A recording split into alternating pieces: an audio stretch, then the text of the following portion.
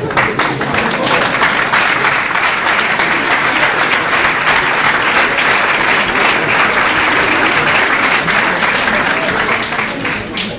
monsieur Mélanie. Enchantée de vous recevoir. Je vous présente très brièvement un jour de ce serait la claire, parce que j'ai pris parti. C'est beaucoup de choses, donc du coup, j'ai choisi. Donc, vous êtes mathématicien, médaillé Fields et lauréat du prix Double. Vous êtes également professeur de l'Université de Lyon et l'AUT de celle de Berkeley, de Princeton, de Georgia Tech notamment. Jusqu'en 2017, vous étiez aussi directeur de l'Institut Henri Poincaré, un poste dont vous avez été appelé à démissionner du fait de votre récente élection comme député de l'Essonne. Vous siégez donc actuellement à la commission des lois de l'Assemblée nationale et vous présidez l'Office parlementaire d'évaluation des choix scientifiques et technologiques. Vous êtes également membre de l'Académie des sciences. Et je terminerai par dire que vous êtes aussi chevalier de la Légion d'honneur. Donc pour filer la métaphore, j'ajouterai qu'à cheval sur vos engagements et missions, vous avez fait du rapport entre la science et la société votre cheval de bataille et œuvrez chaque jour, de par vos fonctions, à miser sur le bon de cheval, à faire des choix judicieux pour que l'avenir nous soit tous plus lumineux. Je vous remercie.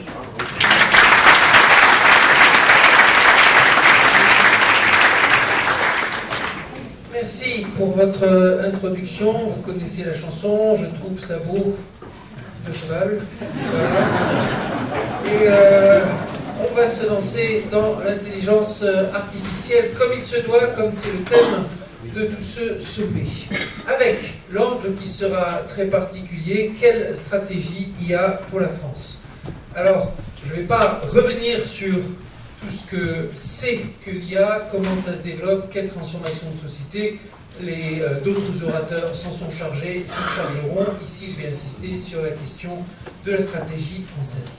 Et ce qui s'est dégagé de la mission que j'ai coordonnée pendant 6 mois pour le gouvernement et au cours de laquelle on a pu rencontrer des centaines d'experts avec des profils variés et aussi organiser une petite dizaine de déplacements dans des pays étrangers pour voir comment ça se passait ici et là et pour mieux appréhender la politique de la France en la matière.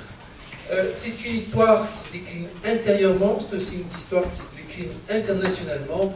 Et par exemple, la semaine dernière, j'étais dans la délégation présidentielle au Canada, avec un stop à Ottawa, un stop à Montréal, et il y a eu une signature de déclaration conjointe sur l'intelligence artificielle franco-canadienne avec ministre de la Recherche française, ministre canadien, et une déclaration de l'intelligence artificielle conjointe franco-québécoise, puisque c'est un domaine dans lequel le Québec, au sein du Canada, entend aussi jouer un rôle privilégié.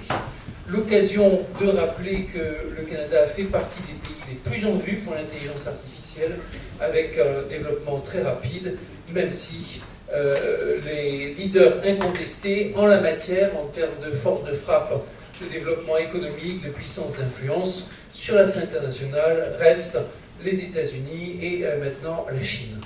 Alors, quelle place pour la France? C'est l'un des sujets. Quels axes d'action principaux aussi? Dans le rapport remis au gouvernement, dans le discours fait au président, j'avais insisté sur 3 mots-clés et je vais les décliner pour présenter les la stratégie. Le premier mot-clé, c'était expérimentation. Intelligence artificielle, bien sûr que les outils, les programmes ne viendront pas tout cuits et 100% opérationnels dès le démarrage. Au début, ils ne marcheront pas, il faudra les revoir, les refaire, et ainsi de suite. Il y a des domaines dans lesquels ils viendront avec un niveau très insatisfaisant par certains côtés, ils progresseront avec. Par exemple, l'agent conversationnel, s'il y a plein de bugs au démarrage, c'est pas grave. Il y a des domaines dans lesquels on ne pourra pas se le permettre, comme le véhicule autonome, et où il faudra prendre beaucoup plus de précautions avant de les lancer. Mais dans tous les cas, ça se développera dans l'expérimentation. Et j'insiste là-dessus, l'une des caractéristiques les plus importantes de l'intelligence artificielle, c'est que la part de développement pragmatique est déraisonnablement élevée par rapport à la part de compréhension théorique. la part de compréhension théorique, le cœur profond, a très peu progressé au cours des dernières décennies. En revanche, la part de savoir-faire et d'application pragmatique a connu un essor phénoménal. Et c'est venu avec l'essor des bases de données, c'est venu aussi avec l'essor du matériel, bien sûr. Donc, beaucoup d'expérimentation.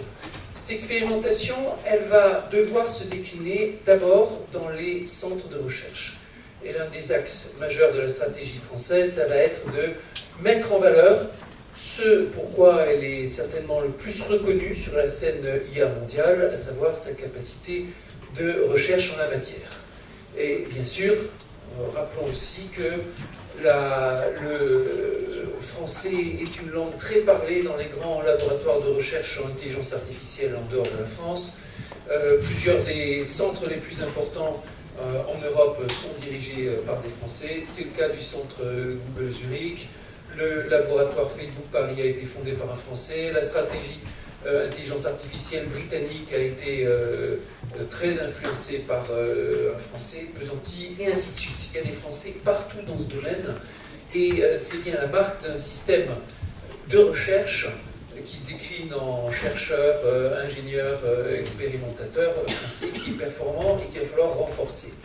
Il va falloir le renforcer, de toute façon on n'a pas le choix, je reviendrai tout à l'heure. Cette déclinaison va passer en particulier par la mise en place de centres de recherche en intelligence artificielle en France, des centres qui seront très visibles, qui seront fondés en grande partie par rassemblement des forces préexistantes, avec une volonté de plus de coopération, d'un lien très renforcé entre le monde universitaire et le monde économique et industriel, de coopération entre les disciplines. Dans ces instituts s'appelleront instituts interdisciplinaires d'intelligence artificielle, et le interdisciplinaire est important pour rappeler que l'intelligence artificielle se construit dans le mariage entre le développement algorithmique et les cas d'usage, et entre l'algorithmique et les tous les secteurs. Donc c'est prévu qu'il y en ait entre 3 et 6 de ces centres à travers la France. C'est prévu aussi qu'ils fassent office de guichet pour les personnes qui souhaitent se renseigner, que ce soit des journalistes en quête d'informations sur le dernier développement en la matière, qui ne se tournent pas systématiquement vers les grands géants américains pour savoir quelles sont les tendances en termes de recherche. Ça pourra être pour les entreprises qui cherchent des partenariats à nouer avec des types de recherche, et il y en a beaucoup.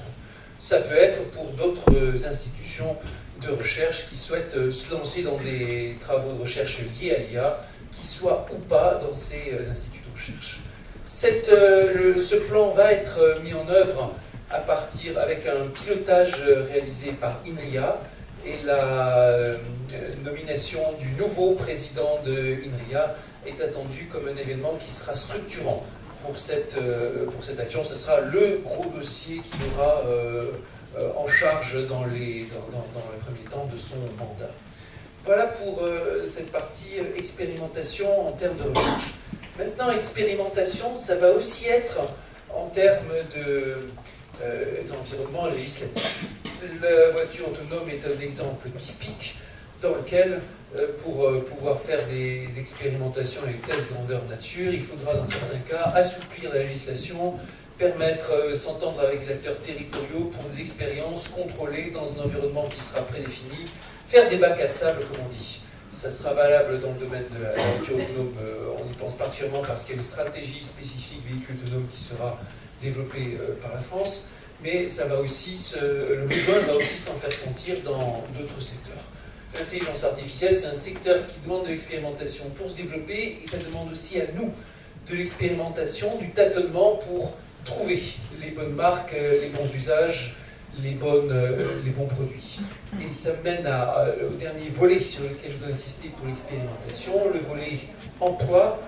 Personne ne sait aujourd'hui comment l'intelligence artificielle impactera le marché de l'emploi, en tout cas dans quelle proportion. Qualitativement, on comprend bien, il y a des emplois qui vont disparaître, des emplois qui vont apparaître, des emplois qui vont se transformer, un remaniement parfois de la chaîne du travail d'entreprise, avec la chose à bien garder en tête que l'intelligence artificielle ne remplace pas des humains mais des tâches, parce qu'elle ne remplace pas des métiers mais des tâches. Et un métier est très souvent constitué d'un nombre important de tâches variables, certaines automatisables et d'autres pas.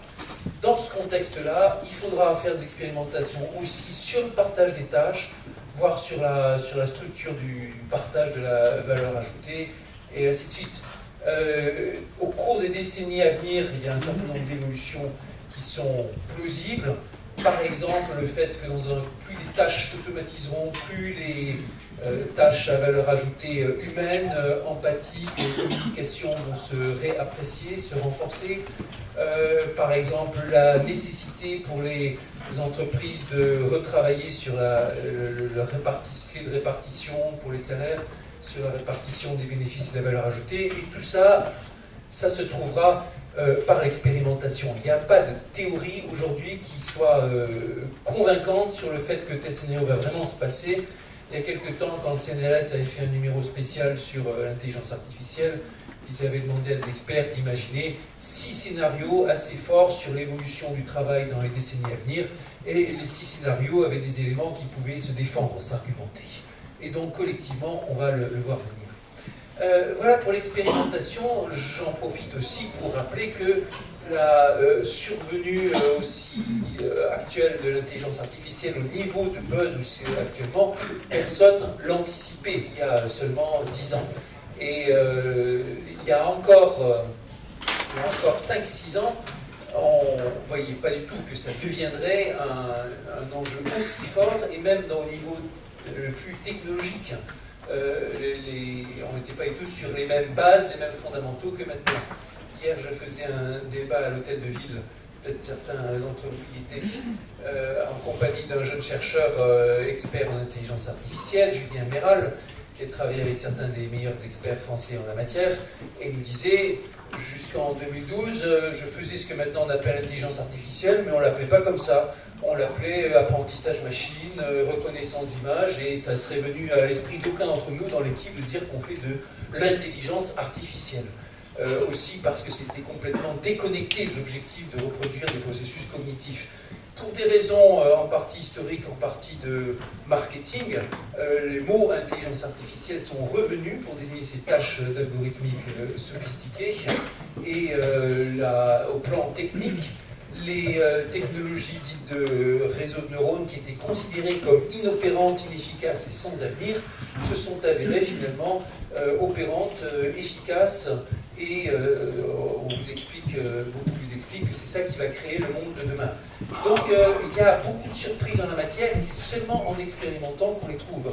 Et si le fameux trio, la sainte trinité de l'apprentissage profond, Yann Lequin, Yoshua Bengio, Geoff Hinton, n'avaient pas passé de longues années à expérimenter sur leur réseau de neurones, peut-être qu'on n'aurait toujours pas réalisé à quel point la technique était performante. Donc, expérimentation.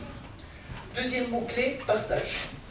Partage parce que l'intelligence artificielle repose énormément sur le partage d'informations, le partage de données. Comme on passe son temps à rechercher des corrélations et des cas d'usage, plus on a un corpus de données, de savoir sur lequel on peut faire travailler, faire mouliner les algorithmes statistiques, et meilleure est la qualité des produits qui sont développés. Du point de vue de la France, quand il s'agit de mettre la technologie développée au service de la puissance publique, on voit bien qu'il s'agit d'organiser les meilleures bases de données collectives, et donc un partage d'informations aussi fort que possible. Ce qui veut dire partager ces fameuses données. Et il ne s'agit pas de les partager à tout le monde et aveuglément, mais il y a un partage organisé, et ce n'est pas facile du tout. Quand vous voulez développer une solution pour le bien public qui soit aussi performante que possible, la stratégie qu'adoptera la France, c'est de travailler autant que possible sur cette notion de partage et de laisser les initiatives de terrain, individuelles, privées, exploiter ce partage de données pour développer les bons outils.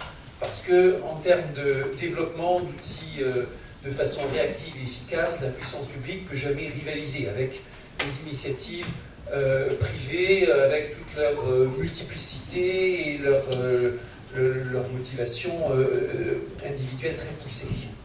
Mais ce partage, cette mise en place de plateforme, elle est très délicate. Comme l'intelligence artificielle se définit secteur par secteur et que les outils qui seront développés de façon fine dans le domaine des transports ne sont pas les mêmes que ceux qui sont développés dans le domaine de la santé, pas les mêmes que ceux qui sont développés dans le domaine du droit, même s'il y a bien sûr des points communs, il va y avoir tout un enjeu de mise en place de plateformes sectorielles. Plateforme de santé pour le développement des outils de santé, plateforme de transport pour le développement du transport, et ainsi de suite.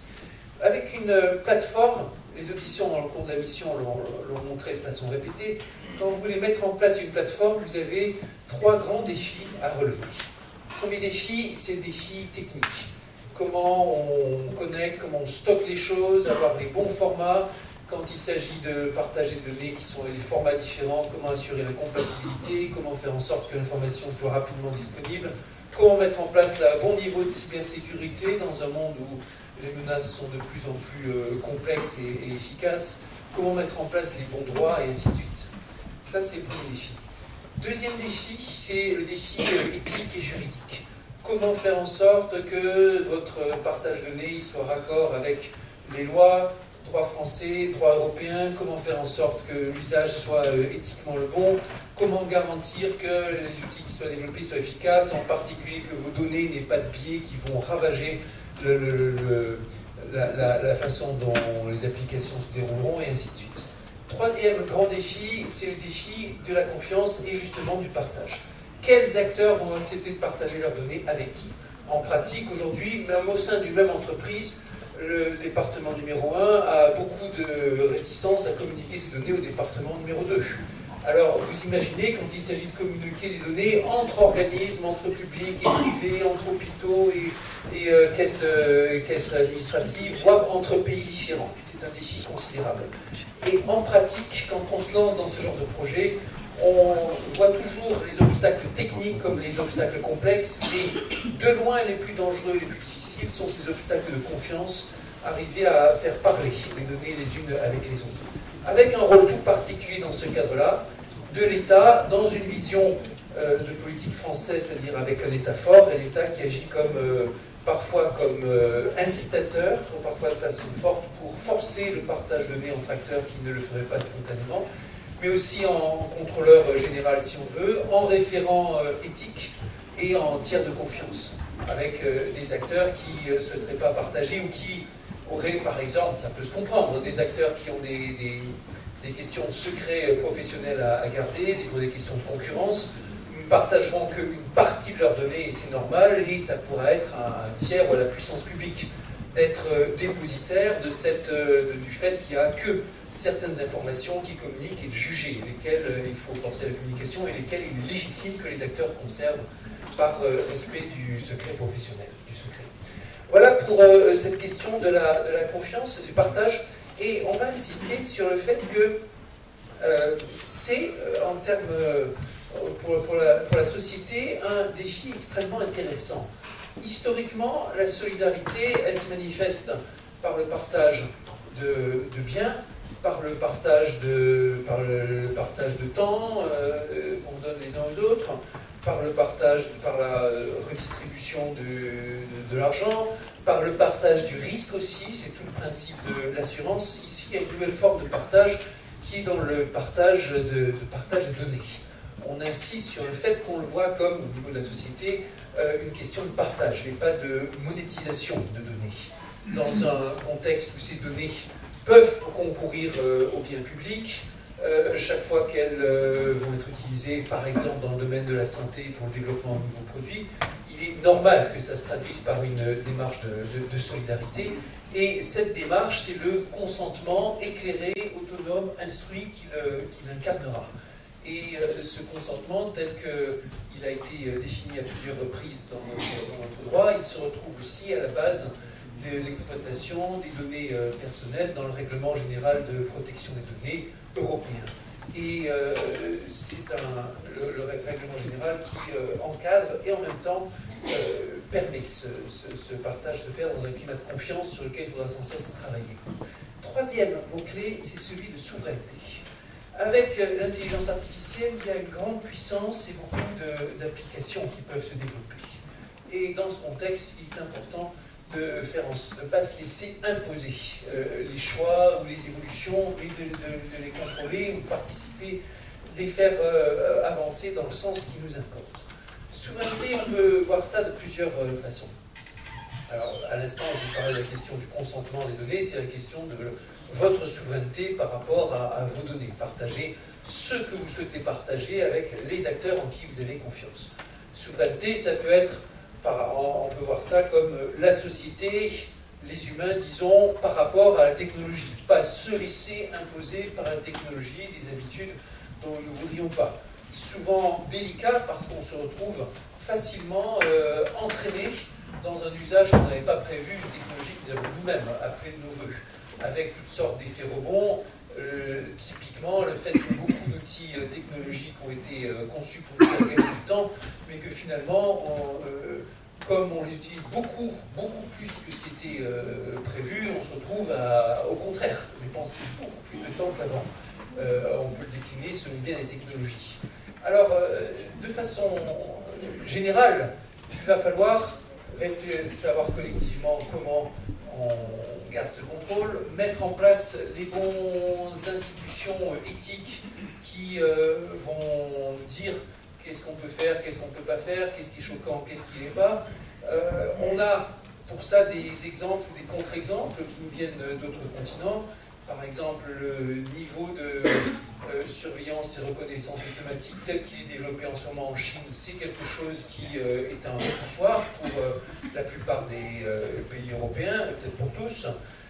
Par exemple, l'idée qu'on utilise, comme c'est le cas actuellement aux États-Unis, des logiciels prédictifs pour évaluer les risques de récidive d'un prisonnier dont on discute de la libération conditionnelle, c'est quelque chose qui est considéré aussi comme choquant parce que quelque chose d'aussi important que la liberté d'un individu, le discuter sur la base des prédictions algorithmiques simplement nous choque, surtout quand on sait, comme c'est le cas en l'occurrence, que ces logiciels sont souvent extrêmement biaisés.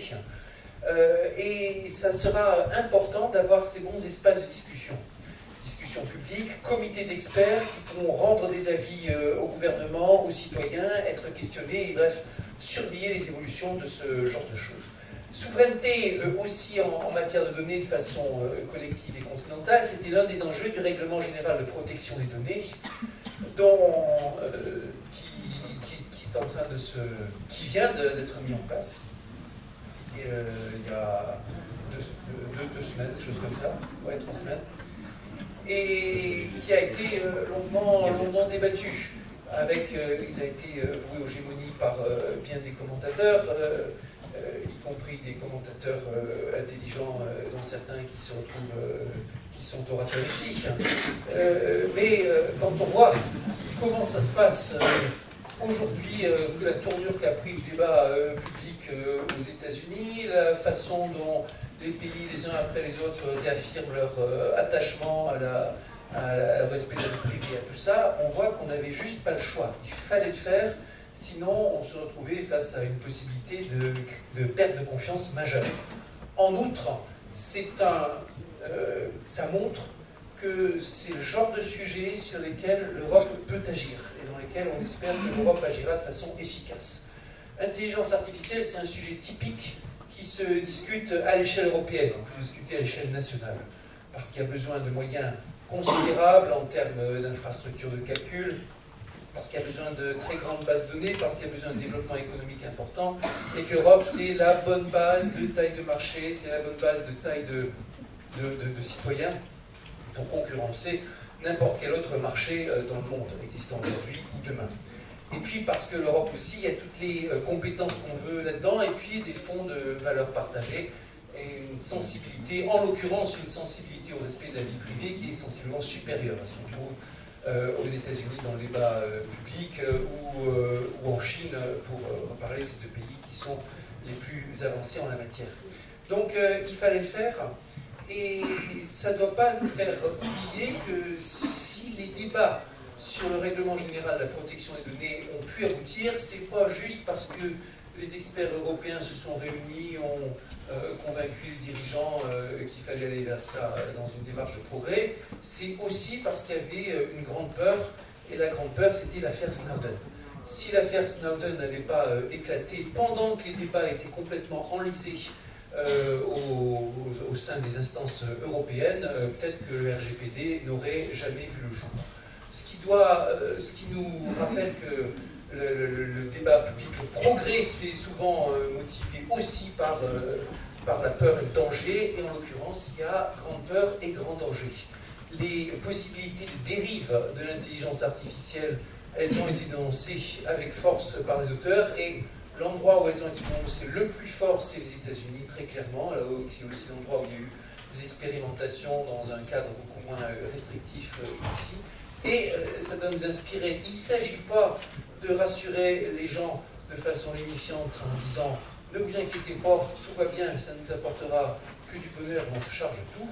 Il s'agit de faire les choses de façon adulte, en disant « Voici les dangers qui peuvent se produire, tac, tac, tac, tac, tel risque de malversation, tel risque de maladresse, et voilà le plan qu'on va mettre en place pour contrôler cela. » Les bonnes institutions, les bonnes régulations et aussi la bonne expertise, bien sûr.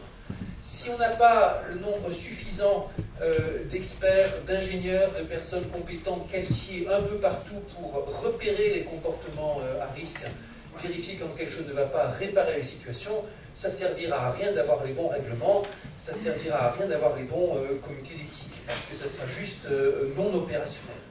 Et donc, je termine là-dessus. On a un grand défi qui est la montée en compétences de la France et de l'Europe, en compétences techniques et en compétences plus générales sur la façon d'utiliser l'intelligence artificielle, et un grand enjeu de formation à tous les niveaux.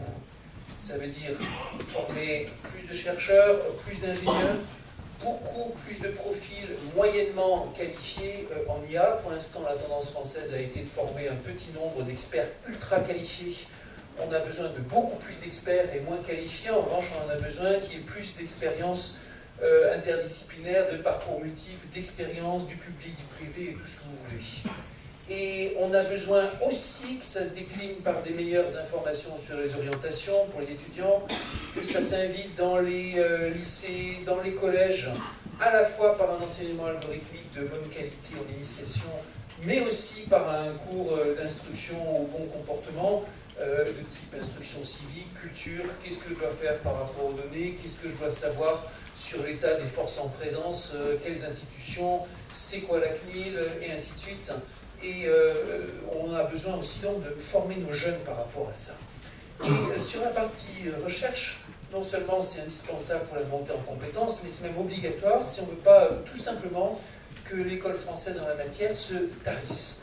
On a vu ces dernières années les implantations de centres de recherche étrangers se multiplier, s'accélérer même de façon spectaculaire, avec des propositions, avec tous les moyens que donne la puissance économique de ces grands acteurs.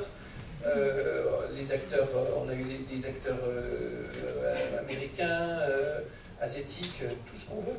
Et ils ont proposé à nos meilleurs chercheurs en la matière des salaires qui sont 3 fois, 5 fois, 10 fois parfois supérieurs à ce que leurs institutions de recherche peuvent leur accorder actuellement. Dans un contexte pareil, si la capacité de notre système de production, dans un certain sens, n'augmente pas, tout sera juste siphonné, si vous me permettez l'expression.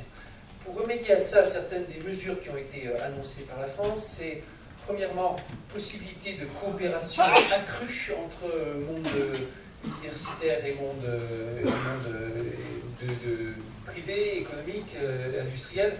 D'une part, pour faciliter la mise en place de start-up, de spin-off, d'associations entre universités et entreprises. D'autre part, pour permettre à ceux qui le souhaitent de mettre un pied dans les grands groupes étrangers, avec l'idée qu'il vaut mieux garder un chercheur à 50% que le perdre complètement. et puis d'autre part que les grands groupes américains dont je vous parlais, même si ils représentent un danger considérable, c'est pas non plus des acteurs démoniaques, ils ont aussi ils ont leur éthique, ils ont leurs compétences, et ça va s'agir de trouver le bon équilibre et la bonne façon de coopérer avec eux. On n'est pas en train de lancer une croisade. Ensuite, une autre... pour ces questions de recherche, un autre facteur qu'il faudra bien sûr mettre en œuvre pour sauver la situation française, c'est arriver à jouer sur la recherche du sens, le sentiment patriotique, si on peut dire, de ces chercheurs, au sens l'implication dans la politique publique et dans la façon de transformer la nation. Le collègue québécois Yoshua Benjo, le collègue de Yann Lequin, c'est un exemple emblématique d'un chercheur qui est à coup sûr le plus connu dans son pays en IA, qui a décliné tous les postes, toutes les offres d'étrangers, conscient de mener sa partition, son travail au service de la nation. Il s'implique dans le débat public. Il était à l'origine récemment d'une grande opération de boycott des chercheurs en IA contre la future revue annoncée par Science, Nature, je ne sais plus l'un des deux, sur l'intelligence artificielle. Bref, très engagé, très impliqué. Et bien sûr qu'on va avoir de plus en plus de ces profils qui diront « Ok, mon but dans la vie, c'est pas juste de faire de la techno et de l'argent, c'est aussi de participer à la transformation de ma société et de ce que je veux. » Et ça va être le rôle de la puissance publique d'accompagner ce mouvement en donnant à ces gens des moyens accrus, la capacité de mener des grands projets, de l'écoute, de la réactivité, du lien entre l'organisme de recherche et société. Les salaires augmentés, ça fera pas de mal aussi, même si pour l'instant, je n'ai pas pu dire qu'on ait réussi à se faire entendre du ministère sur ce sujet particulier. Enfin, bref, toutes sortes d'opérations, d'actions et de mesures qui montreront que nos chercheurs sont importants, vitaux pour construire l'avenir, nos étudiants sont importants en la matière, et il va s'agir pour la France de donner les moyens à tout ce monde de jouer sa partition. Dernière chose, maintenant, tout ça c'est la stratégie française, derrière la stratégie française, la stratégie européenne. Je vous ai parlé un peu de certaines actions, le RGPD est emblématique sur ce qui peut se faire dans un cadre communautaire. L'évolution législative, c'est clair, il faut passer par un cadre communautaire parce que ça s'applique aussitôt dans tous les États membres. Et de même, pour des questions de normes, pour l'instant, certains disent que la plus grande force d'influence sociopolitique mondiale de l'Union européenne, c'est dans sa faculté à éditer des normes qui s'imposent dans un cadre économique, parce qu'aucun acteur ne souhaite se fermer le marché européen.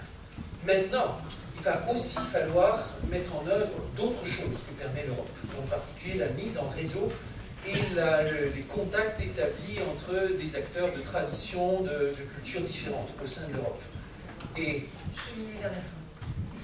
Mais j'arrive à la fin. Il fallait réutiliser la métaphore. Voilà. Alors, au galop, on va juste dire qu'il y a 3 projets qui se sont lancés dans ce galop pour incarner les coopérations européennes en termes d'intelligence artificielle. Le premier, qui a été juste un trop, c'était le projet de laboratoire franco-allemand mis en place en intelligence artificielle, qui s'est retrouvé dans le programme de coalition entre les sociodémocrates allemands et les conservateurs allemands, et qui montre à quel point c'est devenu un enjeu politique. Il a vite été remplacé par un autre projet plus pointu scientifiquement, un peu plus élargi, assez élitiste, de mise en réseau de certains acteurs très experts en apprentissage automatique. Il a encore été remplacé par un autre projet qui, lui, se réclame du CERN dans son modèle, le CERN de l'intelligence artificielle, actuellement en discussion dans les capitales européennes de l'IA. Et la référence au CERN est d'autant plus intéressante que le CERN est un exemple typique de projet scientifique partagé européen qui s'est pensé dans une construction aussi bien scientifique que politique, et à l'époque sous les auspices du fédéralisme européen. qu'avec l'intelligence artificielle, nous sommes aussi sur un sujet scientifique et politique où la France aura pour mission majeure de mener l'Europe à se réveiller. Sujet sur lequel la France ne pourra rien sans l'Europe et l'Europe rien sans la France. Je vous remercie.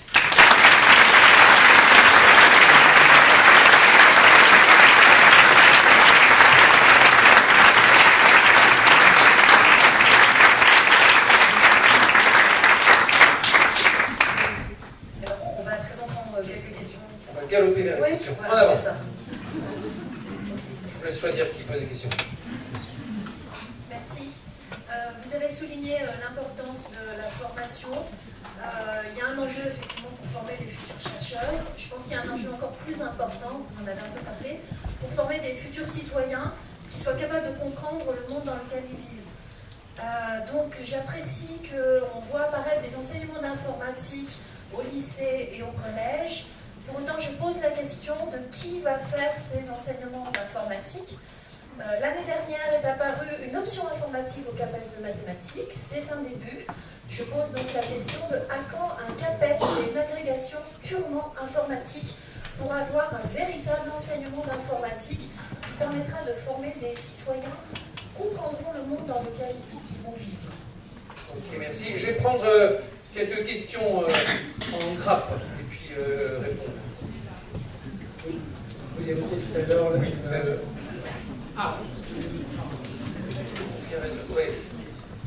Oui, alors la question c'est comment intéresser les entreprises françaises, notamment les grands groupes, à monter dans ce train pour investir pour l'IA pour la France, parce qu'elles ont toutes envie de monter dans le train de l'IA, mais aujourd'hui elles peuvent être tentées par s'orienter vers l'étranger, et notamment investir à l'étranger.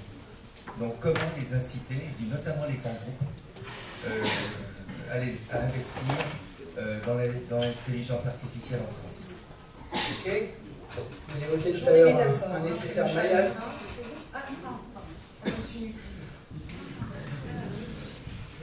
Vous évoquiez tout à l'heure un nécessaire maillage en centre de recherche artificielle en France. Quelle place peut avoir un Lyon? Est-ce qu'il peut y en avoir un Lyon? Et quelle place l'intelligence artificielle a à Lyon? Allez, encore deux questions, et puis je réponds à cette première salle.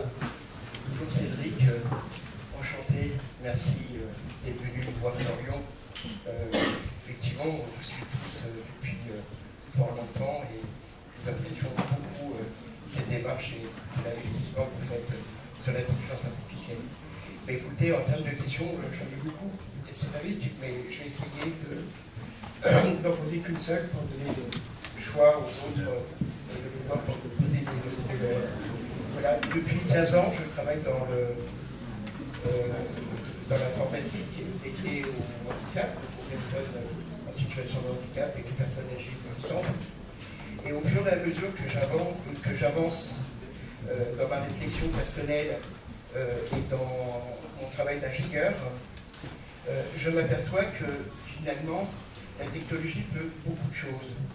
Mais dans une société que l'on veut inclusive, n'y a-t-il pas un risque d'exclure notamment, lorsqu'on cadre des processus cognitifs, des personnes dont leur qualité première c'est la déficience cognitive, exclure nos aînés dont la maladie comme l'Alzheimer peuvent effectivement être un obstacle dans l'égalité des chances dans la vie. Voilà, j'aimerais vous entendre un petit peu là-dessus, éventuellement échanger par email, parce que c'est vraiment quelque chose qui me pose conscience, je dirais, tous les jours. Merci. Ok. Merci. Bonjour. Et une dernière pour cette... Bonjour. Vous avez évoqué tout à l'heure la GPRD qui présente un cadre autour de l'utilisation éthique des données. Comment vous voyez la possibilité d'imposer un cadre, excusez-moi, comment est-ce que vous voyez, un peu comme la GPRD appose un cadre éthique autour de l'utilisation des données, une solution pour imposer aussi un cadre éthique autour du training de l'intelligence artificielle, autour de l'entraînement de l'intelligence artificielle et des pratiques éthiques qui peuvent graviter autour de ça. Une certaine forme de contrôle. Est-ce que ça va passer par l'association entre le privé et le public à travers la publication des algorithmes ou comment contrôler cela? Ok. Alors, merci pour ce premier jeu de questions toutes pertinentes. En premier, la formation, oui, des chercheurs, mais aussi des citoyens. Alors, l'éducation nationale est une grande machine complexe d'1 million de personnes, et pour la faire bouger, c'est toute une affaire. C'est pas juste une question d'orientation, c'est vraiment une question de ressources humaines. Et je pense qu'il n'y a pas beaucoup de gens dans la salle qui sont déjà essayés à piloter en termes de ressources humaines une entreprise d'1 million de personnes. Alors, l'enjeu de former des enseignants en CAPES, agrégation en informatique, il est important. Actuellement, il n'y a juste pas la base de recrutement possible pour faire coexister les deux. On n'arrive même pas à remplir les promotions pour les enseignants de maths. Donc ça va être un processus progressif dans lequel il faut aussi que ce soit aussi attractif que possible pour attirer les gens. Actuellement, on n'a plus de profs de maths. C'est un problème très très grave pour la société. Je le dis de façon un peu crue, c'est pas aussi caricatural que ça, mais c'est pas loin. Nous avons aussi une palette. Alors, j'ai fait ce rapport dont je n'ai pas parlé sur l'enseignement mathématique avec Charles Torossian, dont la mise en œuvre vient de commencer, et la mise en place d'un vrai cours d'informatique à partir du CP en fait partie. Il y a une palette, cependant il y a aussi une palette de réponses, et pour ce qui est d'un enseignement de type citoyenneté, il faut plus miser sur le cours de culture scientifique, le cours généraliste qui s'appelait Humanité numérique et scientifique au début, et dont l'intitulé va être changé parce que ça a effrayé un peu les scientifiques, un cours de sciences qui commence par humanité. On va maintenant parler de cette question, comment intéresser les grands groupes. Gros enjeux. Le problème est plus sérieux, à dire la vérité, pour les PME que pour les grands groupes. Et pour les grosses entreprises d'intermédiaire, pour les salles aussi, en Allemagne, c'est un vrai sujet d'inquiétude économique, par exemple. Comment le Mittelstand va se mettre au diapason. Au niveau des très grands groupes, il y a souvent, en France, déjà des cellules, des équipes de recherche qui sont en place.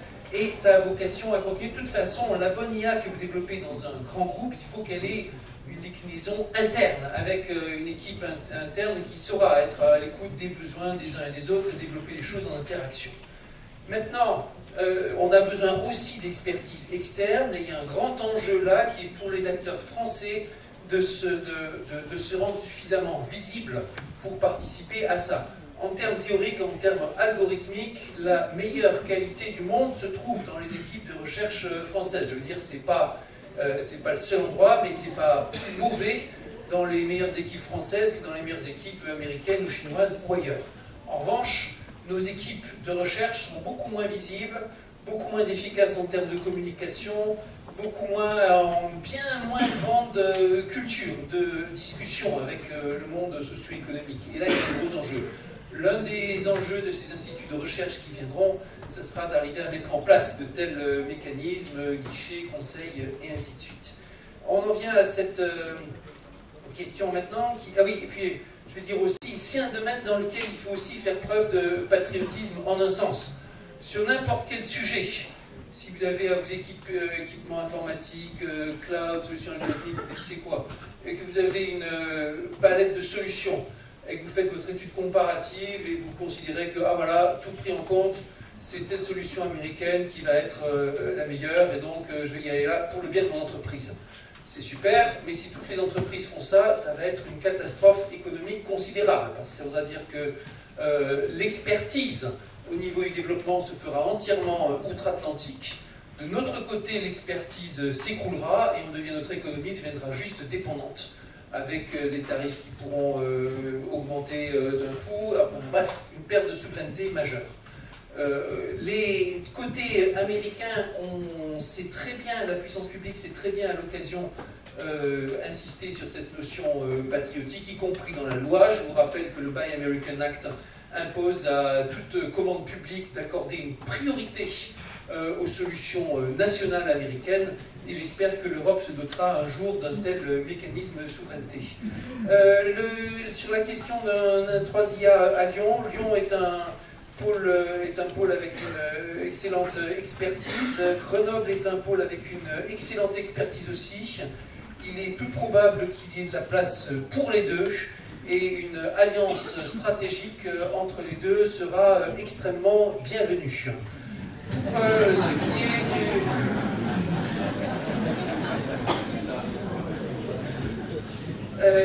ça vient dans un contexte lyonnais où le monde universitaire est quasi traumatisé par une histoire d'IDEX qui n'en finit pas depuis dossier qui dure depuis 10 ans. Et bon, on ne peut pas en parler, ça peut durer longtemps, mais en tout cas, il faut penser à l'alliance. Sur la question de l'exclusion, handicap, aîné, oui, l'intelligence artificielle va aussi servir à donner des facilités, à réinclure de façon active, à permettre une meilleure communication, une meilleure compréhension sur bien des sujets. Ça va être aussi des questions de simulation, travail avec le handicap, travail avec Alzheimer et d'autres. Ça se fera par du développement entre spécialistes d'algorithmique, spécialistes de sciences cognitives, spécialistes du handicap, spécialistes d'ergonomie et tout ça. Et il y a des choses extraordinaires qui se feront. Il y a des projets dans lesquels on permet aux aveugles de savoir ce qui se passe, et même des projets dans le futur qui envisagent de redonner la vue à des aveugles dans certains cas, et des projets dans lesquels vous commandez des drones par la pensée. Il y a toutes sortes de projets liés au handicap, qui d'ailleurs est, comme souvent, une motivation importante pour le développement. Pour la question des pratiques éthiques, ça se fera par une combinaison de plein de choses. Des bonnes règles dans les institutions, dans les entreprises. Google vient d'annoncer une importante série de règles éthiques en la matière. Ouais, ici je vois du scepticisme, mais quand même, en tout cas, l'affiche, non, mais non, ils ont quand même affiché et annoncé qu'ils allaient sensibiliser leurs équipes aux bonnes pratiques et tout ça. Il est important de se doter de ses propres moyens aussi nationaux. Vous ne voulez pas que les règles éthiques soient décidées en dehors de votre société. Et puis, comme toujours, la bonne éthique ne sert à rien si vous n'avez pas l'expertise technique qui vous permet aussi de détecter et réparer les comportements inacceptables. Certainement qu'on aura aussi des fonctions d'audit qui se développeront, dans lesquelles les experts pourront examiner. Il ne s'agira pas tant d'ouvrir le capot des algorithmes que de pouvoir les tester dans des conditions privilégiées. Allez, je prends Une dernière. Ouais, allez, je vais prendre deux questions. Écoutez, il y a eu beaucoup plus de questions posées par des doigts masculins que par des doigts féminins dans la première salle. Donc on va donner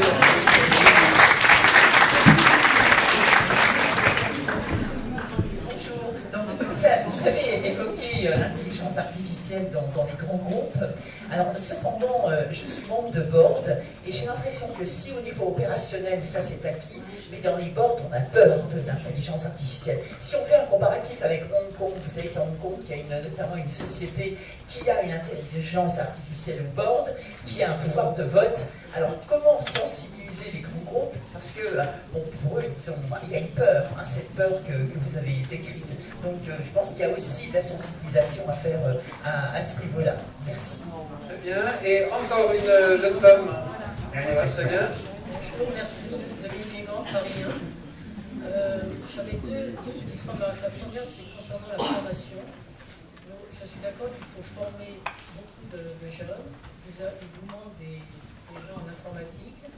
Avez-vous pensé, même si c'est tout à fait très compliqué au niveau du ministère actuel, de demander l'aide de doctorants formés qui pourraient donner du temps? C'est très important. Vous avez aussi des informaticiens hors formation classique, comme l'école 42, qui pourraient être utiles aussi pour former. Je pense qu'il est très important du point de vue de l'algorithme de bien faire comprendre qu'ils ne peuvent pas faire du presse-bouton. Et je vois avec beaucoup de jeunes chercheurs le fait de vouloir aller très vite. On utilise plein de choses sur le net, on fait du presse-bouton. Donc c'est un manque de formation à la fois complète et éthique. Et concernant ce qui se passe à l'étranger, ce qu'il faut voir aussi, c'est que les États-Unis comme la Chine, actuellement, essayent de capter un maximum les cerveaux français, et en particulier les seniors qui ont énormément d'expérience, parce que la France ne les retient pas.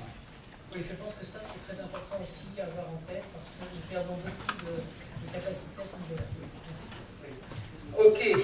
Alors, pour les gens qui ont peur, il n'y a pas 36 solutions qui marchent dans la vie quand les gens ont peur, il faut les mettre en présence de la bête. Ça veut dire... Ouais, exposition.